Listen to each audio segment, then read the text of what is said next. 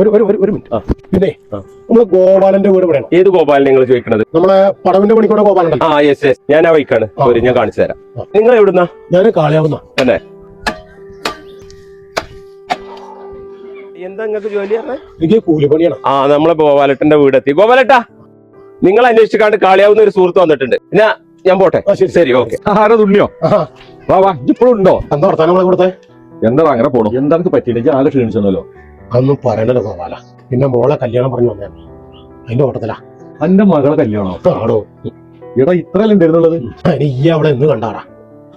പെൺകുട്ടികളുടെ കാര്യല്ലേ, ഇത്രേ ഉള്ളൂ. എന്നാ കല്യാണം? കല്യാണം അടുത്ത മാസം 19 ദിവസമൊക്കെ അടുത്തില്ലേ. ചെക്കൻ എന്താ പണി? ചെക്കന് കൂലിപ്പണിയാ.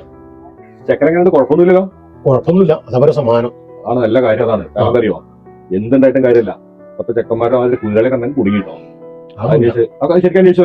ഒന്നുമില്ല. എന്താണ് പൈസക്ക് കാട്ടിയേ? കല്യാണല്ലേ? അതൊന്നും പറയുന്ന ഭയങ്കര ഒരു പ്രശ്നത്തിലപ്പോ ഒരു ലോണ് കൊടുത്തപ്പോ ബാങ്കുകാർ പറഞ്ഞത് 2 സെന്റ് സ്ഥലമുള്ളൂ, അതിൽ ലോണ് കിട്ടില്ലാന്ന് പറഞ്ഞു. പിന്നെ കുറെ ആൾക്കാർക്ക് ചോദിച്ചിട്ടുണ്ട്. അത് കിട്ടിയാൽ തന്നെ കിട്ടിയെന്ന് പറയാൻ പറ്റുള്ളൂ. ഞാൻ ആ കാര്യത്തിൽ ഭയങ്കര വിഷമത്തില്ല. പിന്നെ സ്വർണത്തിന്റെ കാര്യങ്ങളൊക്കെ അറിയില്ലേ, ഭയങ്കര വില. ഒരു എത്തും കൂടി കിട്ടുന്നില്ല.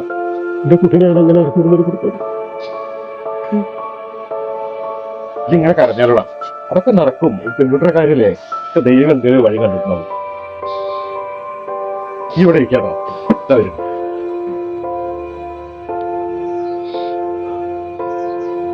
ജയ് വിഷമിക്കാല്ലേ, ഇത് കയ്യിലൊക്കെ. ഇതെന്താ?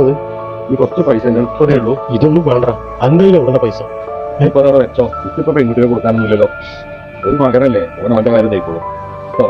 തൽക്കാലം വയ്ക്കാൻ ഞാനേ കല്യാണത്തിന് തലേദിവസം വരാം. എന്തെങ്കിലും വഴി ഉണ്ടോ ഞാൻ നോക്കാം. ഒക്കെ നടപ്പെടാം കേട്ടോ. ഒന്നും വിഷമിക്കല്ലേ. ആരാ നിൽക്കട്ടെ?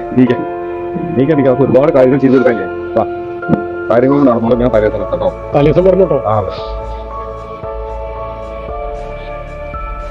കരഞ്ഞു പോകുന്നത് എന്താ പ്രശ്നം? അത് അച്ഛന്റെ കൂട്ടുകാരനാടാ. ഇരിക്കാടെ. അപ്പൊ നിങ്ങളുടെ മകളെ കല്യാണം പറയാൻ വന്നതാ. പാവത്തിന് പൈസ ഒന്നുമില്ല, ഭയങ്കര സങ്കടത്തിലാണ്. പിന്നെ ഞാൻ കാര്യം പറയട്ടെ. എന്താ അവന്റെ സങ്കടങ്ങൾക്ക് സഹിക്കാൻ പറ്റിയതാ.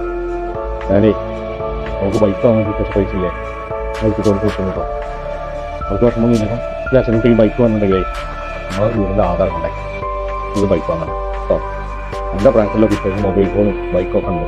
പക്ഷെ അച്ഛൻ അറിയാനിട്ടല്ല, പക്ഷെ അച്ഛനും കൂടെ കഴിയാനിട്ടല്ലേ. എനിക്ക് ബൈക്ക് വാങ്ങാൻ വേണ്ടി ഞാൻ അച്ഛന് ആധാരം കൊണ്ടാക്കാം. അച്ഛന് ഇത് നല്ല കാര്യമായി. അതാണ് ശരി. ബൈക്ക് ഇപ്പോഴത്തെ അത്യാവശ്യം അച്ഛ അവിടെ കാര്യങ്ങൾ നടക്കും.